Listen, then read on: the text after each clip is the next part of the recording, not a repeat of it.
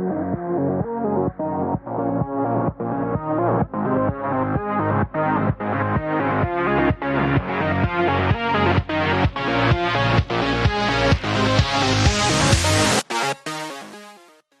everyone, I'm Katrina, and this is another episode of Kicking Back with Kat podcast. Here I have with me the fantastic wrestler Matt Awesome. How are you today?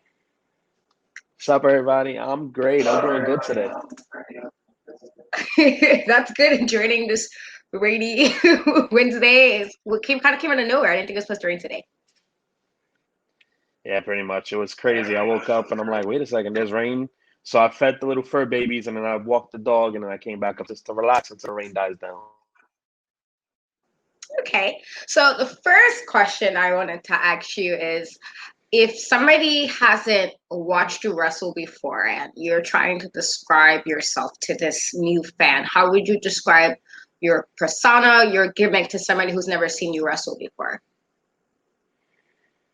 So me, I go by the wrestler name Mad Awesome.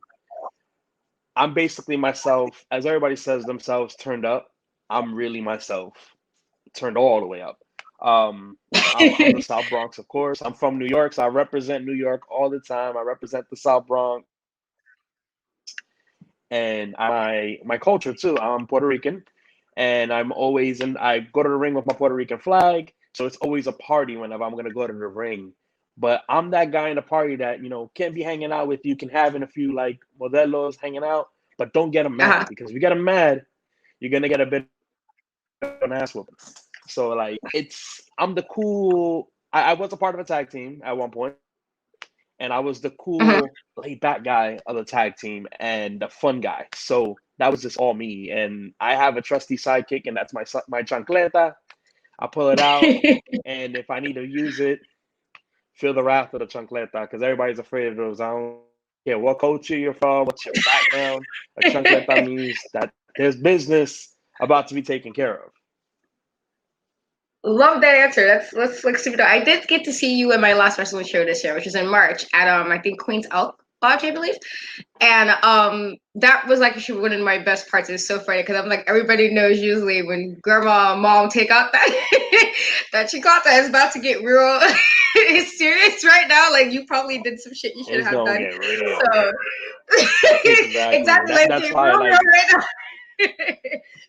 it's the So I best thought thing. that Like, was like 'cause the really thing funny. is, it's a dedication though to me, to my mom who passed away, Uh-huh. and my stepfather and my grandmother. That's for them. Like it's a cultural thing. It's always been in my family. My like just the whole chancleta thing. They'll just grab it and not even hit you with it. They'll just grab it. And you're like, oh damn, let me calm down, let me relax, and give you that look.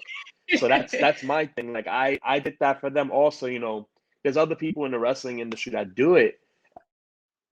Like Diamante, she does it, and Diamante is a real good friend of mine, and also Ortiz from Santana Ortiz. They do it once in a blue too.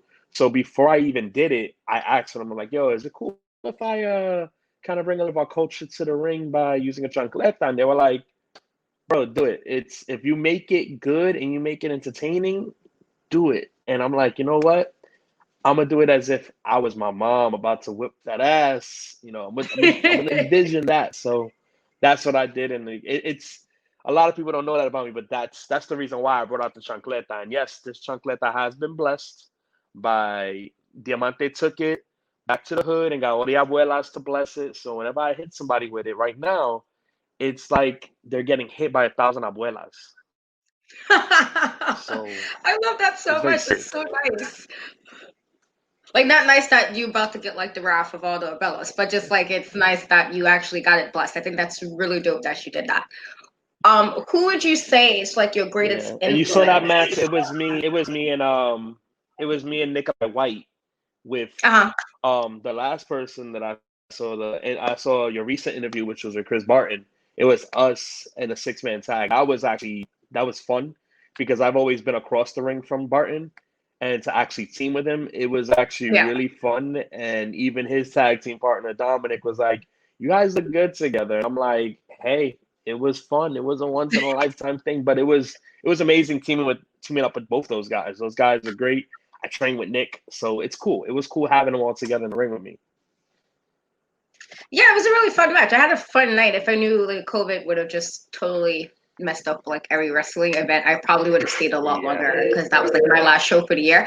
So, but it was a fun show. I was actually very happy that I got dragged to that show like last minute. It's like, yeah, come. And I'm like, okay, sure. I want to see. I haven't seen wrestling in a while. Let me go to a wrestling show. So it was a really great show. I was glad that I was there. That was a nice way to kind of end off the wrestling for, it seems like 2020 has been very strange with everything. So who would you say is your greatest influence on like your career? Somebody you may have looked up to that inspired you? It's well, I'm gonna talk about it in a wrestling way and then Yeah. personal. Okay. Great. I would say wrestling. I've always looked up to Chris Jericho. Chris Jericho was always one of my favorite wrestlers. Chris Jericho, Eddie Guerrero. The list goes on, but those are the main two people. Uh, And when I was back in the early 2000s, my cousin Chris, he lives in Connecticut. He used to come and spend weekends in my house, and in his grandmother's house, who lived right down the block from me. He Ring of Honor DVDs. So one of the first people I saw in Ring of Honor was Homicide. So Homicide, Xavier, all of them, mhm. and Homicide was like, "Yo, this guy's from New York. He's from Brooklyn, and he's killing it. What? And he's a Latino. I love him. Like he's been one of those people that I actually looked up to in the game, and Uh, kind of like got me to get like I'm like, yo, I love wrestling. I love style of wrestling because there's so much passion behind it. And then, to meet him years later and to share the story with him, it was a little bit. To me, it was great because they say don't meet your hero, but that's a lie. You should meet your hero, and it depends on who it is. So when I met Homicide, and we were in a locker room together, we were sharing a locker room that night. I spoke with him, and I'm like, I want to take a picture with you because legit, like 2 3 years before that, I pictured with him at an Impact show. So as a fan, so when me and him took that picture together, I put them side by side, like and to now sharing a locker room with this man. And ever since, uh, whenever I see him, it's nothing but love. He gives always words of wisdom, stories and stuff. So it's great. Now, from a personal standpoint of somebody that motivated me and I looked up to, I would say it's a toss up between my mom, my older sister, my stepfather, and I want to say my brother-in-law, uh, older sister's husband, because my older sister just finished battling breast cancer. So she's in remission right now. So she's since last year she's been cancer free. So her being that's such a great. survivor and such a warrior, she kind of motivated me more to want to keep on pursuing this because yeah, like I'm gonna go back to what Chris said with you. There's moments in your career when you second guess it. That you're like, should I really be Yeah. doing this, or like should I be focusing on something else? And at one point, I was like that. And training one day with Santana, he said something. He was like, think, because I was about to give up in this drill. It was killing me. I'm like, oh my God, I can't complete this drill. This drill's Uh, crazy. It's crazy hard. And he was like, listen, he mind you, he didn't know anything about my older sister or anything like that. He was like, dig down deep inside and think of someone who's gone through so much pain, but keeps on pushing through and doing what they got to do to take care of business. So I thought of my older sister, and I pushed uh, through that drill like no tomorrow. And then when it falls to mom, my mom again South Bronx. My mom worked for one company for many years. At one point, she left the company for a little while, and it was a bit of a struggle to pay bills, rent, stuff like that. So she used to work late nights at in City Island, being a waitress. She used to bust her ass to make sure I had a great Christmas. My older sister had a great Christmas, and she always told me, "Hey, follow your dreams, do what you want to do, but always keep in mind, is it really what you want? Because I never want you to do something you don't want to do." She always told me that. uh, So unfortunately, she never got a chance to see me wrestle because she passed away right before I was actually supposed to start wrestling. Well, actually debut. I debuted a year after she passed away. Like legit, a year after she passed away, I debuted and at BWF, and it was kind of tough because she's one of me. I fought so hard to be in a professional, like to be a professional wrestler. And my uh, stepfather, who got me into wrestling, he me to sit me down as like a 1 year old, 2 year old to watch Saturday morning WWF superstar, and we will watch Glow together. So it Hmm. was like he got me into wrestling as a young age. And then my brother-in-law, I mean, he comes from the Lower East Side. He was a great basketball player. When he was in high school, he played alongside Ron Artest, who's now known as Meta World Peace. They played side by side in LaSalle, and due to like his knees not being the best because he got knee injuries, and him having a daughter at a young age, it kind of gave him a bit of a setback in going for his dreams and being in the NBA. But Uh-huh. that never stopped him from being a successful man. So he was always a motivation to me. He always pushed me to do good in school because he always told me, you need an education. No matter what it is you want to focus on in Hmm. life, you need an education to fall back on. So with him and all of the people that was behind me and supported me, like the rest of my family, those are the people that stuck out Uh-huh. in my family. And then those are the other people that stuck out in wrestling. So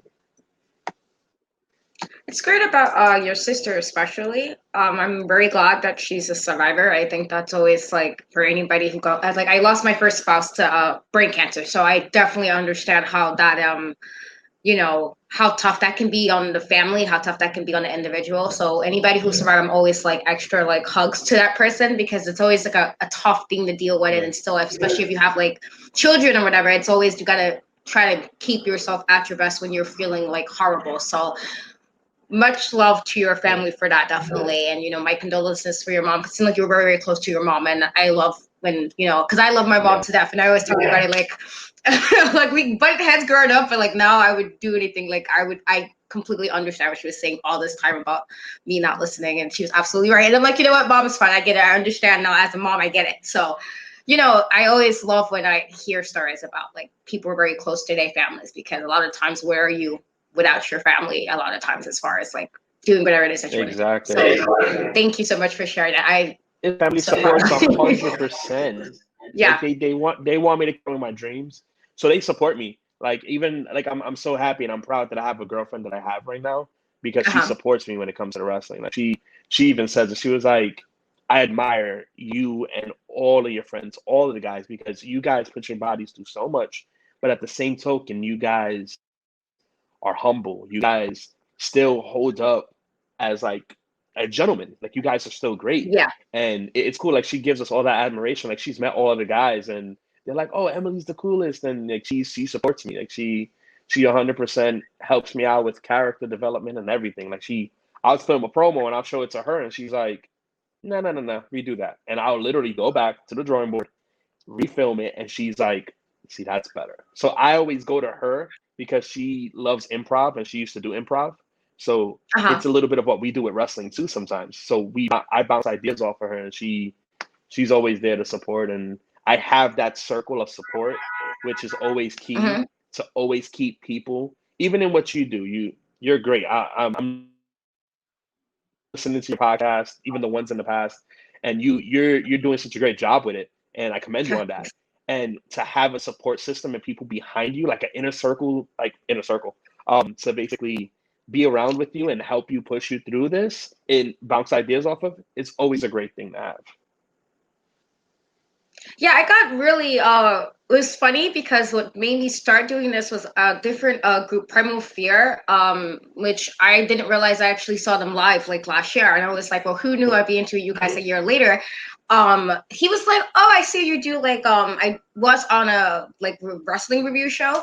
And Yeah. I only connected with him because he like posted all this horror movie stuff, and I'm like, oh my god, somebody likes horror movies like I like horror movies like obsessively, and I'm like, oh, this is so dope. And then he was like, oh, can you want to like interview me? And I was like, wait, what? Like me? Like I don't like talking to people like that. So it was like kind of having to get out of my shell. Like I personally mind being like behind the scenes. I would like do anything behind the scenes, but I'm not really okay with being on camera. I've gotten used to it now, but that was literally off that one interview. I was like, thank you for like even trusting me to interview you guys. And that was, I think, their first like live stream interview. So I thought it was really dope for like both of us was first. So like my group I was with at the time, they was like, yeah, I'll help you with like promotion and I'll do the co-hosting with you. And I was like, oh, thank you so much. Cause I hate these type of like where I gotta be on camera and I get nervous. But once that interview happened and I was like, oh, this is not as hard as I thought it would be. And now I've just been very fortunate to that other wrestlers want to talk to me and like not be like, oh, you're not like super important. And I'm just like, no, I just like glad that you guys like to do what you like to do. And I love wrestling. I love being at wrestling shows, especially indie shows, just a whole different vibe than like, you know, WWE, AEW. Like I love those shows too, but indie wrestling is like a special place for me because it's just so more, you know, home It's feeling. intimate. Yeah. It's an intimate setting. That's why indie wrestling to me by far is the best. Yes, I think that's what made me get into it. Like the first, I think indie show I did was House of Glory, and I didn't realize it was like 20 minutes from where I lived. So I'm like, oh, I can walk here. This thing existed, and I had no idea this existed. And I'm like, oh, this is so dope. Like, why am I just now seeing any of this? Like, where was I living under a rock? I guess that's actually the first time I wound up seeing LAX, or Now That Proud and Powerful, was out there, and I'm like, they're amazing. Like, how am I was so oblivious to them this whole time? Like, I didn't know that.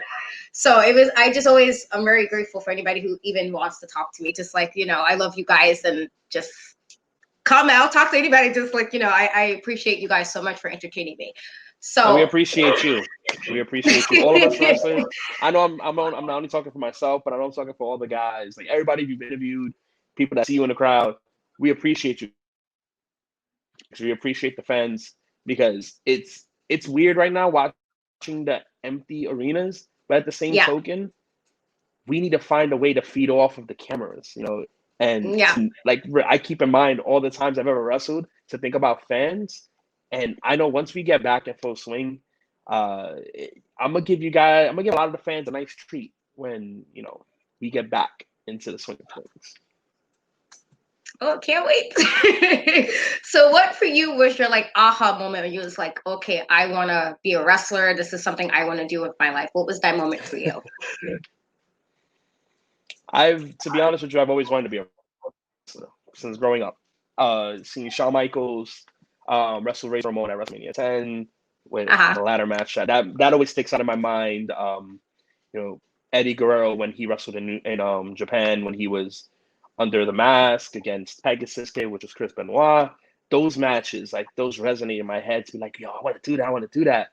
And then when I was like 12, I would say 12 years old, I was with my boys and, you know, we lived literally a floor away from each other. I lived on the 8th floor. My best friend, Lewis, lived on the 10th floor with my other best friend, Justin, and our boy, David. And we used to have our own little federation of just us four. Sometimes the other neighbors would come in and join in, and we'll wrestle in the hallway. And I took so many bad shots wrestling in the hallway. And I'm like, I want to do this. I want to do this. My uncle has a security company and they do like private security for celebrities. He had the chance when SmackDown debuted to bring his security to Vince McMahon. And he was recommended to Vince McMahon. So Vince was like, nah, come by, you know, bring your best men. And my uncle knew I was such a big fan. So he was talking to Vince, like, yeah, you know, my nephew, because I was his favorite nephew, always talked about me. So he's talking to Vince about me. He's talking to Triple H in China about me at the time. And they were like, yeah, you know, Vince was like, hey, bring him down to the headquarters. So I was ecstatic because my uncle kept it a secret from me. And when he finally told me, he was like, look, you have to pass your classes. You have to have good grades. This report card, you and Lewis, because I'm going to take you guys to the headquarters. So I made sure I got, you know, straight A's that year. I made sure I got those straight A's. And sure enough, me and my best friend, we went the night before. We stayed over my uncle's house and we drove out first thing in the morning.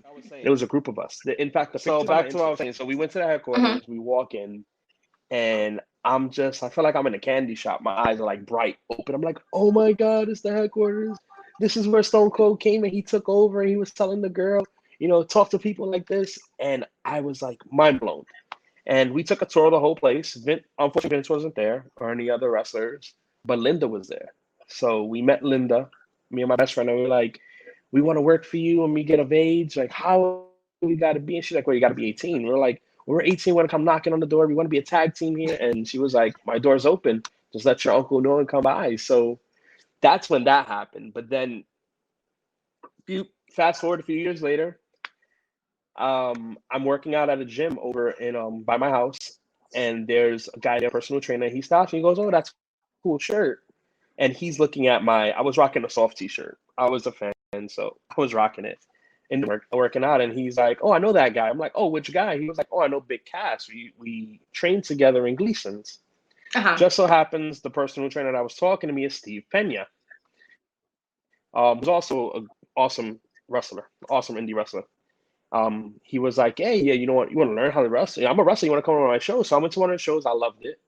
But that wasn't the 100% aha moment. I went that February to a House of Glory show. Uh-huh. And Johnny Gargano was wrestling against Anthony Gangone that night. Candice LeRae wrestled Sonya Strong. Private Party was in a big tag team match against it was New York Wrecking Crew. It was, of course, EYFBO, as we know as Pride and Powerful.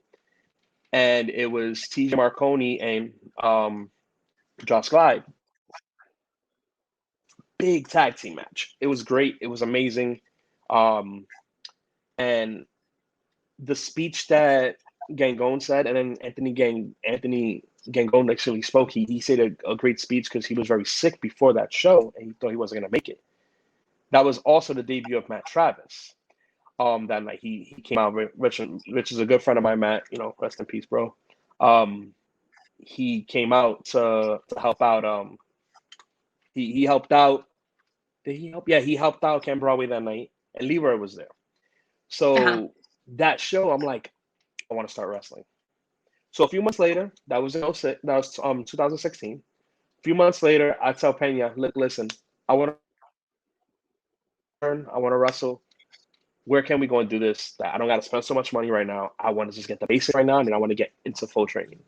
He was like, meet me at Dow's Extreme Fitness over here in the Bronx, $10, and I'll train you. So my first day, I threw up. I'm gonna put it like that. I threw up. That's how intense it was. Being a wrestler is Uh-huh. not that easy. So, ladies and gentlemen, whoever's listening to this, don't think it's the easiest thing in the world or it's fake. It's painful and it'll make you throw up. So I threw up after taking like 2, 3 bumps, and I came back into the ring after. He goes, "Are you done? Like, are you finished?" And I'm like, "No." How many more? Oh yeah, you three more. He was like, "Yeah, you owe me 3 more." So I got back in the ring, got back in the position, and I threw out 3 more bumps. And he was like, "All right, we're done for today." I'm like, "What do you mean?" He was like, "If you wouldn't have came back, if you would have said you're done when you came back out the bathroom, I would have told you never come back into this ring, and I'm not gonna train you." But you weren't a little punk about it, and you're passionate about this, so let's work. I'll see you here tomorrow. So the next day I came, a few more guys were there, and I got a chance to learn under other wrestlers like Mantequilla, Evander James taught me a bit. I got a chance to be in the ring briefly with Matt Travis in a training one time. Um, the list goes on people that I've been in the ring with, but in the very beginning, my aha moment was that House of Glory show. I'm like, you know what? I don't want to get older and say, damn, I should have did that. I Uh-huh. got it. It's like, that's it. I threw everything into the wind. I'm like, I'm doing this. I work for a job that I get health care. I'm good. If I get hurt, go to the hospital. Let's do this. And my mom, she was a little skeptical at first because I started training when she got sick. And she was like, Papi, be careful. You know, I don't want you to get hurt because she knew of other wrestlers that got hurt. And she was like, you know, I don't want you to get really badly hurt. So I'm like, Ma, I got this. I'm training under people that are professionals. I trust them and I have health insurance. She's like, good, because you know, my ass ain't going to no hospital with you. I'm not gonna baby you. You get hurt, you're gonna nurse yourself. That was just what my mom. My mom was a joker. So, but she cared and she was worried. And unfortunately, like I said, that same year I started in 2016. She passed away that November, and from that point on, when she passed away, I'm like, I'm gonna make this my business to put my best foot forward in this, and not only doing this and debuting and wrestling. Mhm. I'm gonna not to get hurt because I don't want that on the back of my mind. Like, Ma told me I'm gonna get hurt, but I've gotten little injuries here and there, minor, thank God, knock on wood. But it's it that was my aha moment, that House of Glory show, and I told Anthony Gangone that story recently, and he was in awe about it because I told him, like, bro, it was your speech. You were severely sick right before that show, and the doctor said you probably won't be able to wrestle anymore or wrestle at all. and you gave a hell of a against Johnny Gargano. You you killed it, and Mhm. that was my moment. I'm like, yo, that whole show, like everybody in that show killed it. Read everyone, but just his speech alone, it was like, wow, I want this. That's it. Like all jokes aside, I want to do this now. Nice. Yeah, Anthony's like super awesome too. So definitely that's amazing, especially that it happened in House of Glory, because that was my intro to like indie shows with House of Glory. So, and I think like a lot of dope wrestlers are from there, and every time I've ever been, it's always been very Yeah. entertaining for me. So I definitely appreciate that was like your, this is it. I have to do this. What Mhm. if I know you said you wanted to wrestle for like a really long time, but if you had the option to do something else that would make you very happy, what would be that other thing you could see yourself doing if you were not wrestling? Um, I I like to consider myself sometimes a jack of all trades.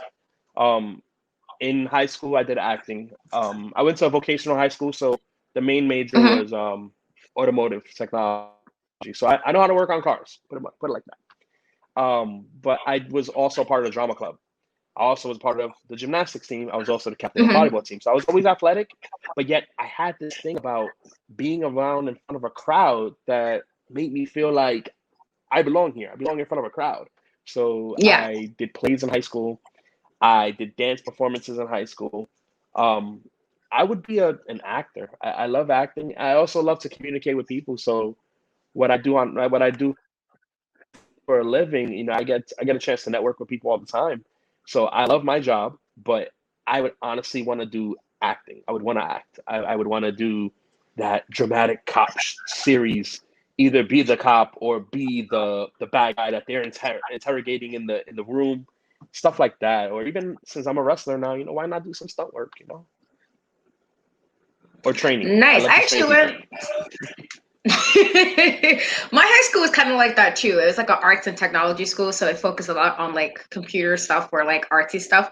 But again, I was always the person in the background, like, so I'll write something for you and I'll like set stuff up. I don't really need to be in like the stage. I don't really like that. So it's so funny because I'm always like a background kind of person, even though I'm more like, in front of things now. So I think it's always dope when you have like those type of schools that are like kind of forces you to focus on those type of things. Or it's like you're doing this, because that was a lot of my high school. Was a lot of like Yeah. dramatic stuff, like plays. Like I personally hated doing them. I was like, no, I'll write one for you and I'll do all that background stuff. I don't need to act in plays. Like we don't need that. You don't need me there. Like so I think that's cool that you went to us, because my high school was quite similar in that regard, with like it was like that alternate type of high school.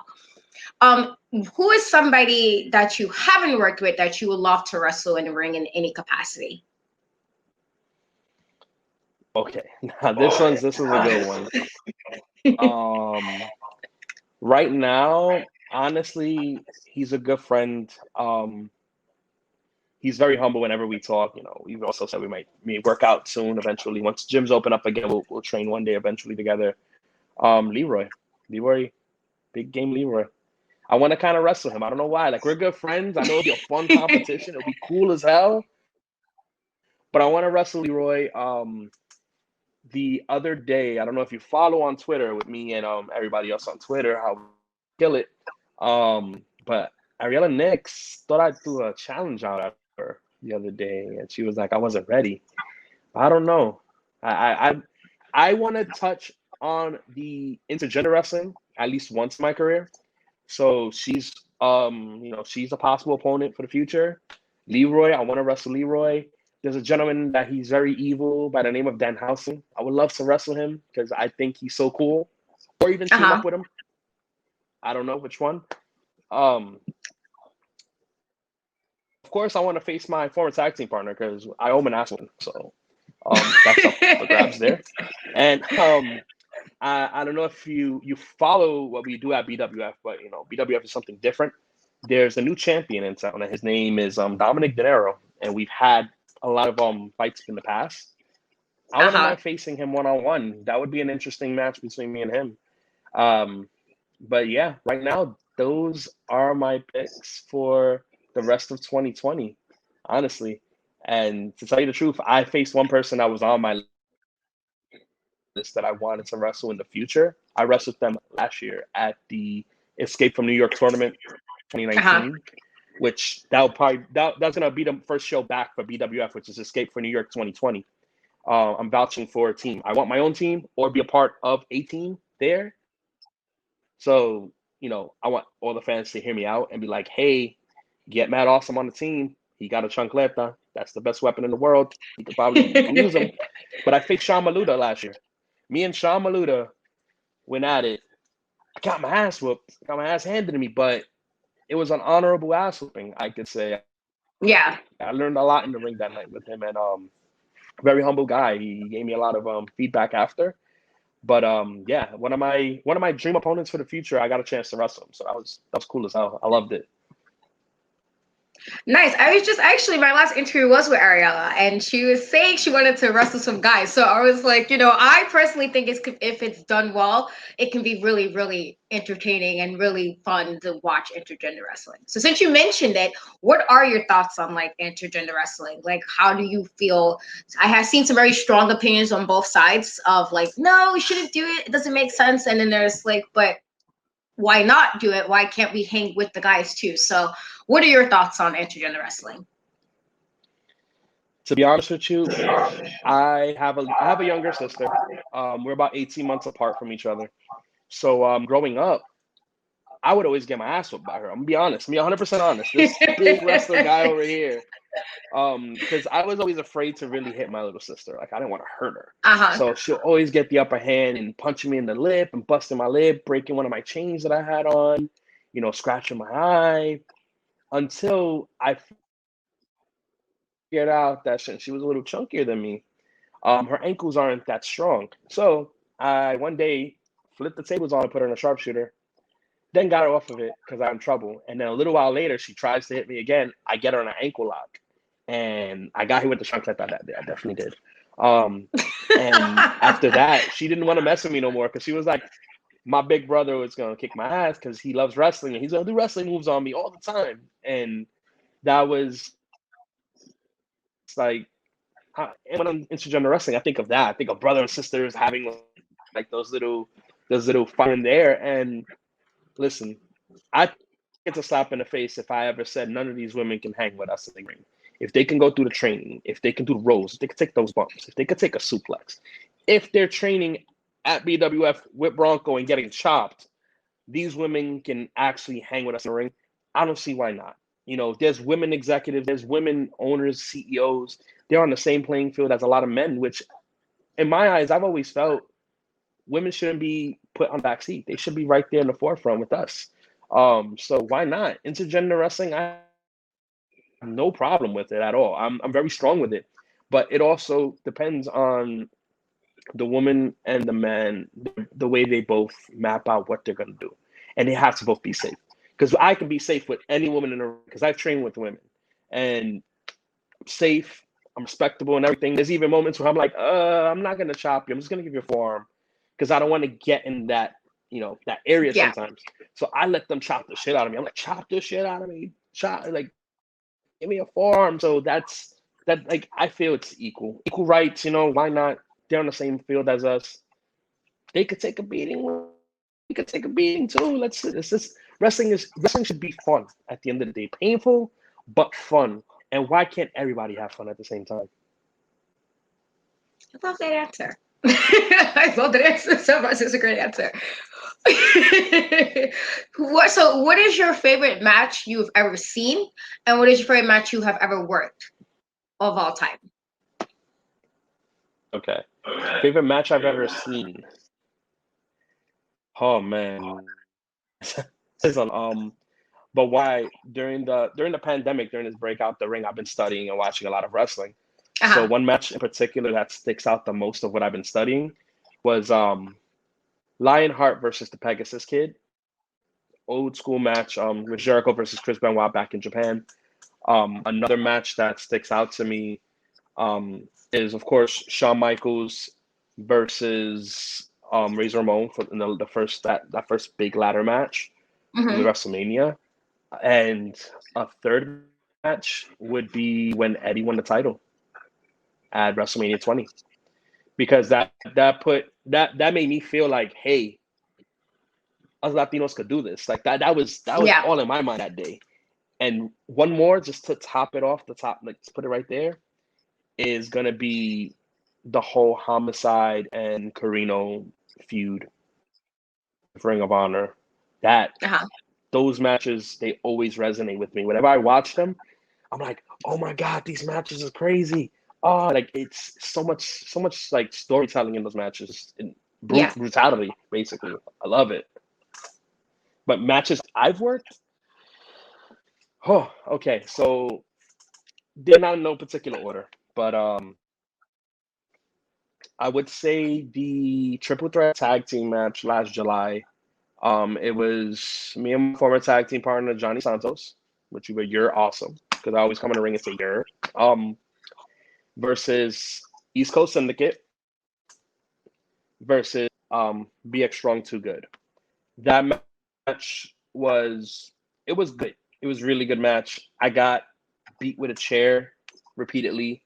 Got a scar to prove it on my shoulder by Dominic De Niro. But that match I feel was great. Another really good match was the Escape from New York 2019, Uh-huh. which was my team BWF versus team WXW, which is Sean Maluta's team.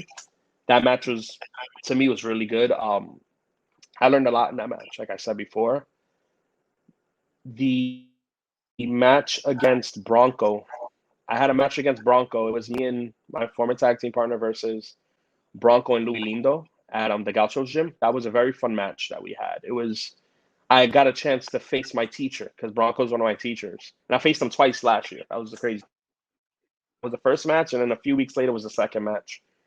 And my last tag team match, me and Johnny Santos versus Team Virtual Pro, which consisted of JD Alpha, who still hasn't played No Mercy, so everybody still give him heat for that. The man's never played No Mercy. He needs to play No Mercy. Um, but I'm still friends with the guy. I'll still be cool with him, but he has to play No Mercy soon.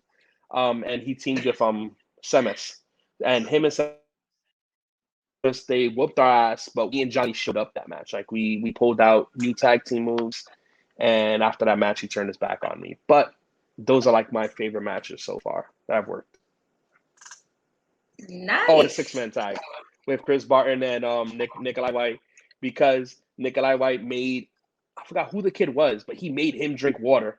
He made him drink a lot of water while I spanked him with the chancleta, and Chris had him over his knee. Like that was the best. Like, you ain't finished eating your dinner, I'm gonna whoop your ass, but you better drink this water at the same time type of segment. So I loved it. I'm like, yo, this is so cool. This is fun. Like that. That's another one that I loved. I think that was the at Queen's Oak, right? Yeah, I was Yeah, there you for were that. there That that was night. funny. You were there. That was great. Definitely a great part of that That was match. the best. I loved it. Who is like, if you could compare yourself, like, I know some people don't like comparisons, and I'm like, oh, I'm my own person, but if you could compare yourself to like anybody, who would you compare yourself to and why? Who could I compare myself? I kind of don't like comparing myself to anybody, but you're talking about in wrestling or outside of wrestling? Either or both. Okay. Outside of wrestling, I always get joked on that I'm like the Seth Rogen of my friends, because I like to tell little dry jokes. So I have to compare Uh-huh. myself to him sometimes. Just sometimes. And Deadpool, because I love Deadpool. He's like my favorite Marvel character of all time. So I compare myself to those guys. Like I said, I'm like those guys. Uh-huh. Wrestling wise, I've been told I'm not comparing myself to this person. I wouldn't. I'm not on that level. But I've Uh-huh. been compared to, because of my beard and my belly, which I'm trying to get rid of that right now, to Kevin Owens, aka Kevin Steen. I'm like, really, guys? Like, come on, that's a why. And recently, another wrestler. He's been in the game for a long time. I trained with him one day, and we were going at it. It was his first day back in so long, and he was like, "You move a little bit like Homicide in the ring." So like the way we were basically grappling, and he was telling me I'm kind of moving around like him, and that's somebody that I really idolized and looked up to growing up, so I can see it. But at the same token, I want to get to that level. I want to get to that pinnacle. I don't want to fully compare myself to, you know, the accolades or anything that they've ever done. Him, Eddie Kingston.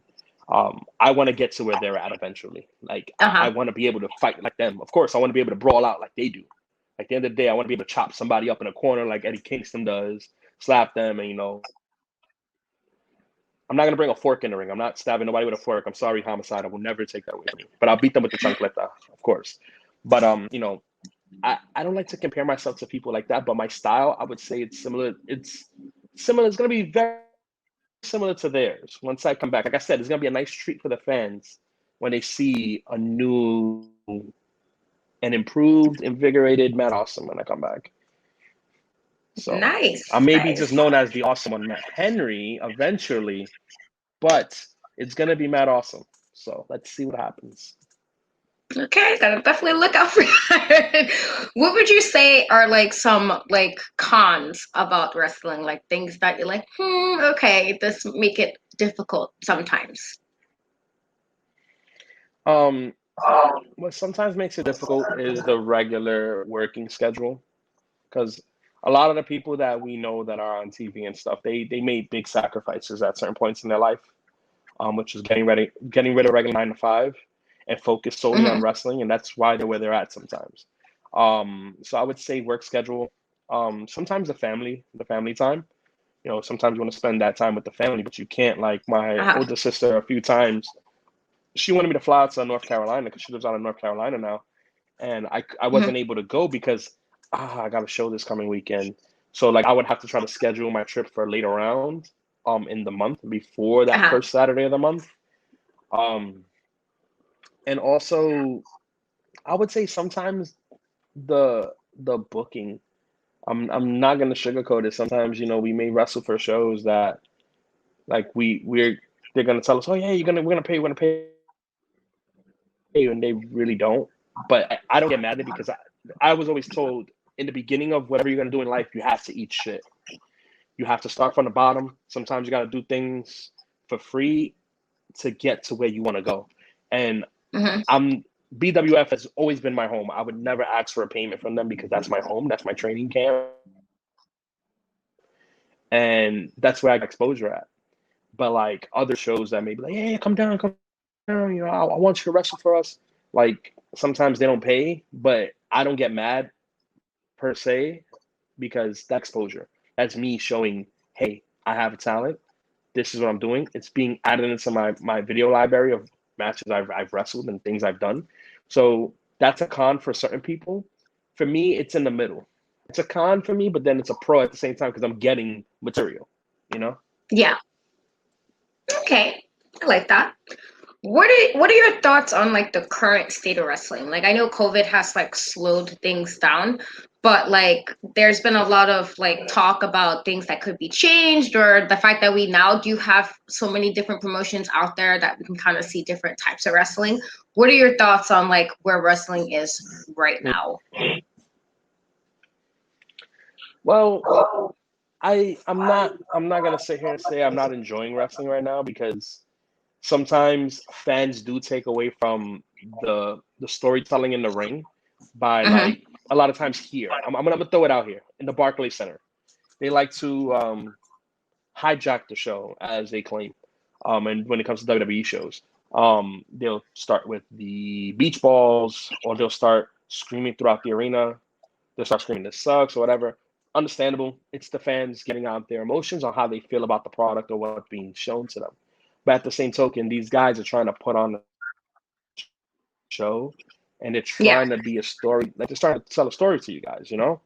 Um, so now that that's kind of gone, and it's just literally the rosters that are sitting there, it's the fellow boys and girls in the back. I find it that these stories are being told a little bit more vividly in the ring. People are able to still put on a show because with a crowd or without a crowd, they're still pulling on hell of a matches. Like I watch AEW religiously Tuesdays, and I watch them on Wednesday nights. And by far, I mainly watch them because my friends are there. So I'm gonna be biased right there. All my friends are there. I have some friends in WWE, but all my friends are in AEW. So I watch and I support them. And they they're killing it. And I see what AEW is doing, and they're the ones that put their foot forward. Like, you know what, we're gonna do it like this now. There's not gonna be a crowd, but we're gonna put our team, our roster in the crowd to watch the matches. Whoever's not wrestling, they're gonna be on along the side. They're gonna energize the workers in the ring. They're gonna energize the show. So I'm not mad at that. I like it. And during these times, we needed it. We needed an escape from our reality, and Yeah. professional wrestling has been that. And if you growing up loving wrestling, professional wrestling has always been your escape from reality, your escape from anything that's bothering you. My mom passed away. My escape was wrestling. What made me feel better, which made me feel like to level my mind out, was literally sitting down watching Cedric Alexander matches, Mecha Wolf matches. I was watching Ricochet matches, Pentagon matches. A lot of the guys like Santana and Ortiz, I was watching some of their matches, and that's what was basically bringing me back to my mind. Like, I'm like, you know what? This is what I love. This is what I need to do. So I got away from reality for a little while, and I got into like my zone, and now I'm back, and well, that's the talk. Yeah, basically that's how I feel about it. Like, I love it, and the changes that are going to be coming forward is going to be for the better for not only the locker room, but for the fans too. Okay. Yeah, I definitely agree. I was at a show, I think 2 years ago at Barclays, and that was my first time doing a Monday Night Raw show in New York. So I was like really excited. And then they kind of just like did the extra. And I'm just like, okay, guys, can we not do this right now? I think John Cena at one point had to address it. And it was just like the fact that he has to kind of break character right now to address you guys wanting to do this so much where you had to kind of hijack what they were doing. Listen, that's like I get it that you kind of want to troll. I took it as trolling mostly, and I'm just like, I get it, but then it's like, can we not do it when you are all supposed to be trying to like enjoy this? Especially since a lot of us were there for like the first time, like, oh, we finally get to go to a show, like WWE show. Yeah.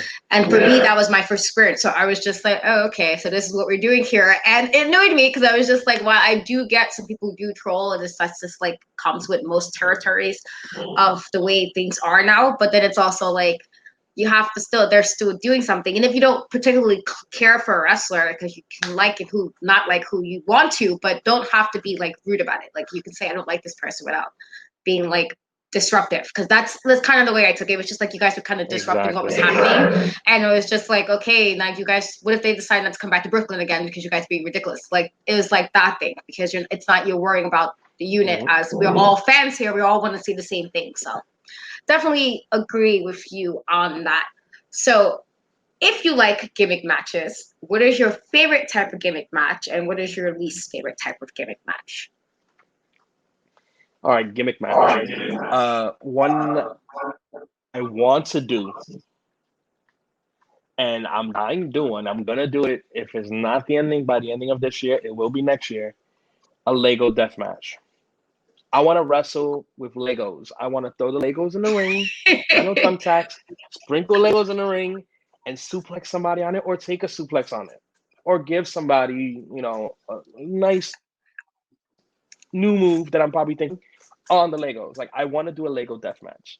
Like, I like watching death matches. They're kind of like out there for me, but I enjoy it because some of the people that I know personally, they do them, so I watch them to support them. But Uh-huh. yeah, like I want to do a Lego. Let me stretch it out. Lego death match, people. Not a regular death match. I'll take a light tube later round. I'll take some thumbtacks later round. I'll go through a door soon. I don't mind that. I took a chair shot already. But a Lego death match, not Egos, Legos. Like the things that we used to step on as kids and scream for dear life because it hurt. A Yes, they Lego do. death match. I want to do one of those.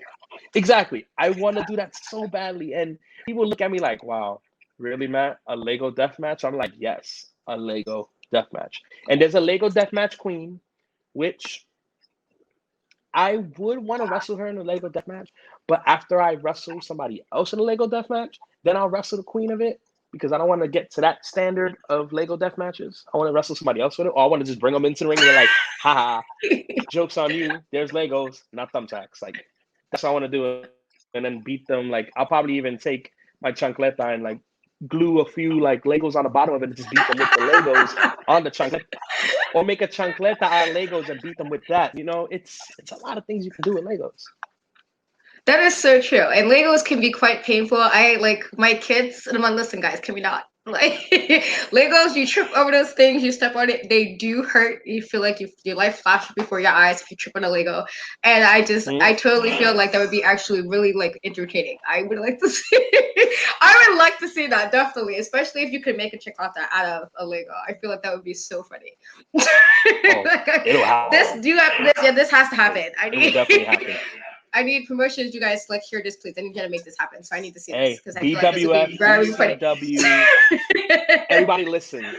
Matt Awesome, you can book me. Matt Awesome wants to do a Lego death match, and I already know one person from BCW was in a conversation with me about Lego death matches, and they were like, "Nah, you gotta face the queen." So I'm like, you know what? If you book it, I will go. I will gladly do it.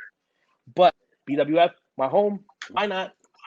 BCW, anybody out there that wants to book Matt Awesome to do a Lego death match, just get into the DMs. Let me know. I will do it. TCW, come on now. I will do a Lego death match. Let's go. Yes, we gotta make that happen. I feel like that's gonna be so funny. Totally super funny. Like you have like double the power that Legos and chancletas. I'll make a table out of Legos and put somebody through a table made of Legos. Let's go. Oh my god, I really need to see this. This needs to happen. Like make like 2021. Let's make this happen, guys.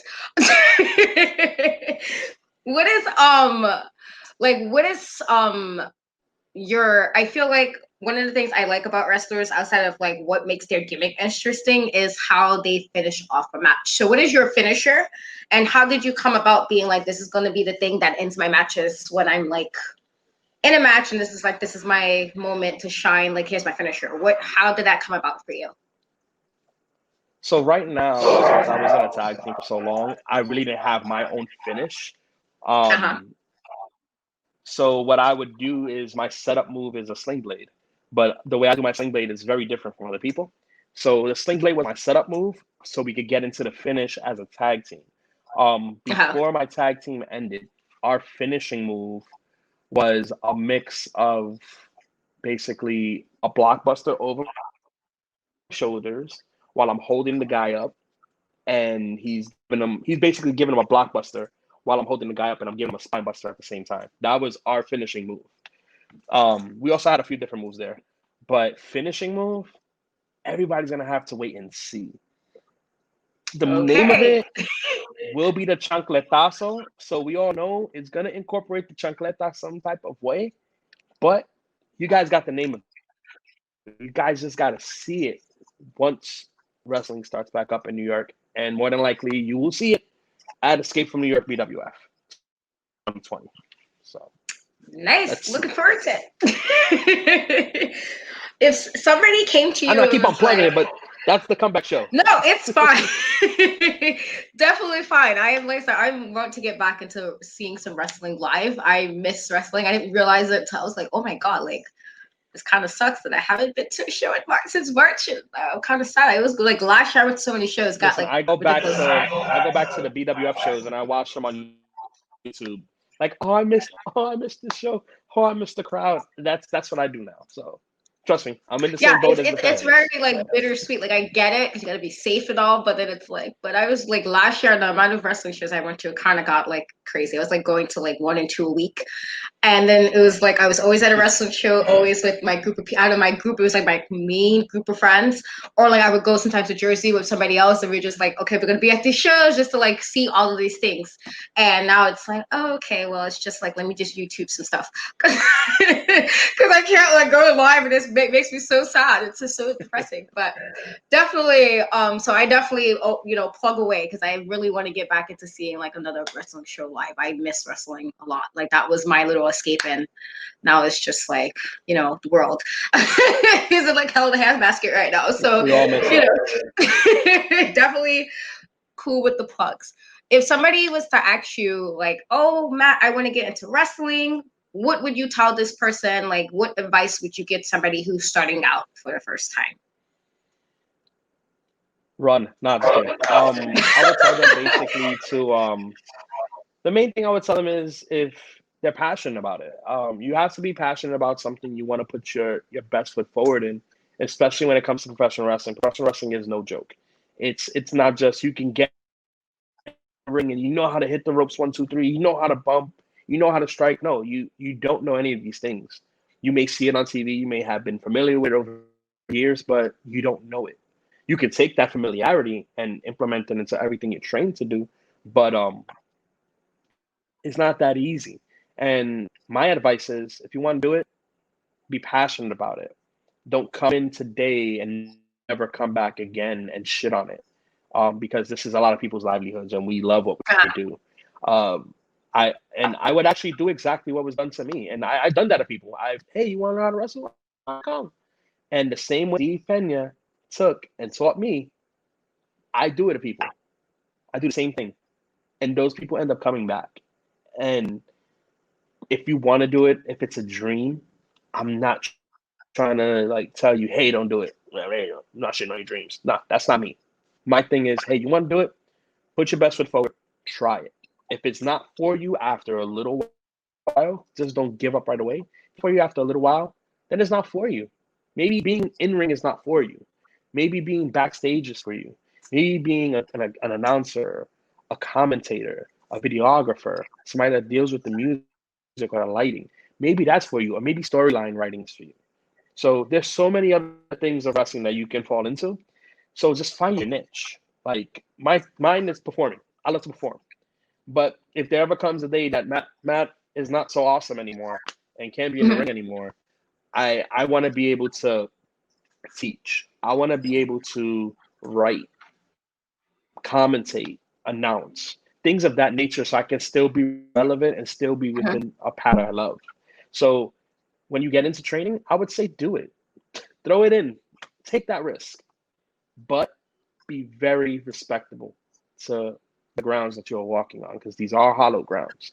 These were paid for us to get on by the likes of like Gorgeous George, Ric Flair, you know, the Pedro Moraleses. All of those people made it so that we can learn how to do this craft. We can wrestle. You know, the Samoans, they made it so that we can wrestle the way we wrestle. So don't shit on it. Respect it. Throw it in there. Why not? Just do it. Just have a fucking day and do it. That's it. Okay, I like that. Definitely agree. Like, if I ever got into wrestling, because it definitely won't be wrestling, I cannot take no bumps. I just, I've got to ask that question. And I'm like, whoa, no, I don't wrestle. I mean, I'll take a bump and probably be just laid there for a while and just come be like, you guys just wrestle around me until I can roll out of the ring. So personally, I'm not wrestling. I, always give anybody credit who could actually take a bump. It's not me. Definitely not me. I would probably write something first. Like I will write a storyline in a heartbeat. Like I can write. I write. That's what I do normally. Is I'm a writer. So I will write something, but I'm not taking no bumps. So anytime a wrestler, does that, I'm just like, you guys are amazing because I cannot do what y'all do and do it and get right back up. And I will just be like, no, that's it right there. Like I'll be like one match and I'm like, hey, well, I'm retiring today. The worst bump I ever took was I took a bump on the outside of the ring at BWF, and we have like padding, but the padding is like this much, like literally this much from the ground. And I took a suplex, and I bumped wrong, and I was in pain for a while.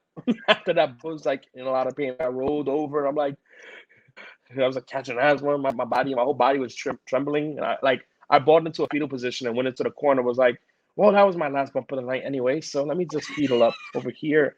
So I fetaled up in a corner until I got my bearings back. And it's funny because right before that, I was talking to Sky. I told him, yeah, I'm taking a suplex on the outside. And he was like, oh, yeah, the front's not that bad. When I got to the back, I'm like, bro, he was like, but where did you take the bump? I took it on the new foam. I'm like, I took it on the foam facing the hard cam. He was like, oh, that's the worn foam. I'm like, I kind of know. I should have taken it out of the other phone. He was like, yeah, you shouldn't have taken it there. So, you live and you learn. So yeah, bumping is very painful, very painful. But it will teach you how to fall on the outside because it's a science to it. So if you fall, like say for instance, there's black ice and you're walking down the street, you didn't see the ice and you just slip on it. Your first reaction is throw your hands out to catch yourself. But that can also lead to you breaking an arm or dislocating your shoulder. Now, if you fall properly, like a bump, and tuck your chin, because that can also lead to a concussion if you fall wrong. Tuck your chin, you don't bang your head against the floor, you kind of like bump out with your hands. You saved yourself for another few more years without back problems or a neck injury or a head injury. So bumping and learning how to fall can help you in real life. Nice. Definitely. Like, listen, like I said, I always admire any wrestler because I can't. I know I can't. I would definitely just be messed up, and I'm just like the day I debut will be the day I retire, and that'll be it. And like, I'll be done. I can't. So I always just have much respect for wrestlers as far as how they can take bumps and do all the stuff that do, especially if they're like Jeff Hardy style like wrestling, where he makes me very stressed. I love him, but he stresses me out. Like, cause I'm like, bro, can we not do this? Like. It's still like you've been doing this since I was like 10 and you're still like doing crazy stuff and I'm like, okay, bro, stop playing. Like, you're making me very stressed now. Like, I don't want you to get really, really hurt one day because you keep doing this crazy shit. I love it, but it makes me very stressed. He stresses me out as a fan. Just like, oh my god, Jeff, can we chill? Can we stop doing this today? Like, do something like your brother, please. Like, be a little calmer. I get stressed out as a friend. I get stressed out as a friend watching Sebastian do some moves. I'm like, yo, bro, my God, Sebastian and Mantis, when they do certain things, I'm like, yo, guys, I got my heart. You hurt my heart here. Like, but I love those guys. Those guys are great. And I'm like, nah, it's dangerous, but you need the right anybody people who to do do it. that high flying stuff, like it's cool, but it's like, oh my god, can we? Okay, like, my chest, like I get very anxious, and I'm like, okay, like I can't be like personally friends. I'll be like stressed all the time, like somebody's mom, like, oh my god, are you hurt? Like during the match, and that's probably the whole storyline. I'm sitting here very stressed out, like, oh my god, this person hurt you, and yeah, so I can't personally. I'll be too worried. I mess up all the kayfabe, like I'll just mess it all up, being so concerned, like. Okay, now we gotta fight. I gotta fight the guy you just fought because he hurt you, and now I'm mad. Like we don't need to do any of that, so I just can't. It makes me very stressed. So this is my last question for you before you get to promote whatever you want to promote. What is something in your career that you haven't done yet that you want, like that's like a bucket list or a goal you have to check off for your career? If you can cherry pick anything, what would you do? Cherry pick anything. Off of my bucket list of wrestling. Things you want to do for your career. Yeah. Well, of course, like I said, Lego Deathmatch. I always emphasize Lego Deathmatch. Yes, make it happen. You have Uncanny Attraction, which I've been looking at, and I wouldn't mind doing it there. Battle Club, I don't mind doing it there. I don't mind doing that BWF, BCW, TCW, anything with a W, I'm down. I even go to Florida. I'll do it at CCW against a gentleman named Benny Blanco, but not the Benny Blanco from the Bronx, the Benny Blanco from Harlem. I would face him in a Lego death match because that's a boy of mine. But he's training out in Florida. I would love to give him the business. In a Lego death match, Lego death match again. I want to wrestle. I want to wrestle on a beach, like beach show. I want to wrestle on a beach because the things that come to my mind be crazy in a beach. And I want to wrestle for a promotion where I know I would have creative control. Like AEW, of course. I would love to wrestle one day on Dark. That's something of mine. I want to wrestle in front of my older sister. She hasn't got a chance to see me wrestle live. And I want to do that just for her. Like I want to be there in front of my nephews, her, the family from North Carolina. So any North Carolina promotions that listen to you or listen to this podcast, please, I'm willing to go out to North Carolina to wrestle. I want to wrestle in front of my family. And wrestle in Puerto Rico at least. That's what I want. That's my goals. My goal is to one day get signed, so I can take care of my family even more. My new family too. My girlfriend and her daughter, who I consider my stepdaughter. I want to be able to take care of them and give them a better, a very good life, because we live a good life right now, but a better one. But yeah, get signed, wrestle in Puerto Rico, Lego Deathmatch, Lego Deathmatch, Lego Deathmatch, North Carolina Wrestling, Lego Deathmatch, pretty much. Great. I love those. So what does anything you want to promote, anything you want to shout out? You got the floor to do so. Oh, okay.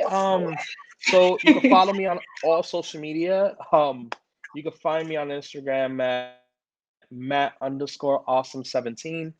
Also pro wrestling tees. I have two shirts available at the moment. I didn't want to oversaturate the styles of t-shirts, but it is prowrestlingtees.com/Matt Awesome. You could get yourself past the chancleta, which is my good friend, my museum. He designed it for me. It's a baby Yoda holding a chancleta, handing it to me basically. And then another T-shirt, which is the power of the chancleta, which is my favorite one because it's an animation of me.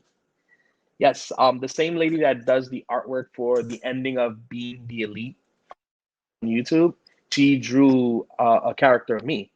So shout outs to her. She's amazing. She also does commission work. So if you hit her up, she'll basically do the work. Her Instagram and Twitter are they're all on the bottom of my T-shirt. So everybody that does a design for me, I always keep their logo on it. So that's my way of showing support to them, and people can actually see their stuff. Um, you can also catch me on Twitter with, of course, one of my other favorite wrestlers of all times, Edge. It's my Twitter name is an inspiration from him, which is Mr_rated R17. Of course, YouTube. If you YouTube Bronx Wrestling Federation, you can watch any of my matches, any of the shows there. Gotta hype it up. BWF is my home. It's a different BWF from what a lot of people used to think it used to be. It's by far the best thing coming out of the Bronx right now. Um, First show back more likely will be Escape from New York 2020 from BWF. I was in it last year. It was a great tournament. It's a it's a it's a 8-man tag match. It's a tournament, and the last team makes it to the finals. That last team who wins escapes New York, and they get like I think they get a trophy. If I'm not mistaken, this year we're getting a trophies. But other than that, yeah. Hopefully, call me again. I'm ready for booking people. Hello, I'm here. I'm getting ring ready for you guys. Just DM me on Instagram or Twitter. I'm available. Like, just come, knock on my door. I got a chancleta. A lot of people like chancletas. I also been thinking about beating somebody up with a chopped cheese because you don't understand how the power of chopped cheese either. So let's see what happens with that. But yeah, because I heard there's a show going down.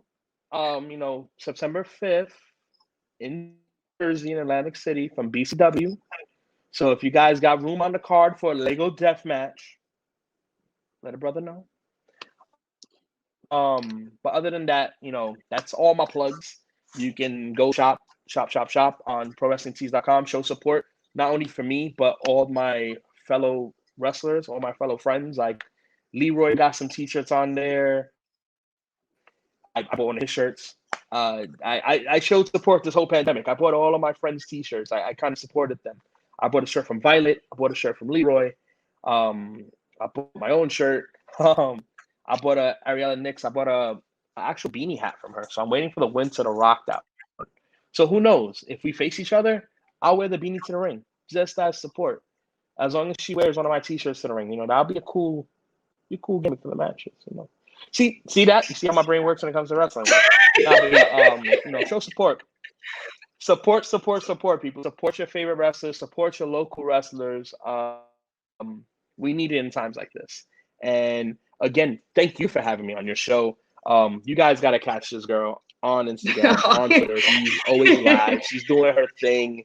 We all appreciate her in the wrestling business. She needs to continue doing what she's doing. She's doing a hell of a great job.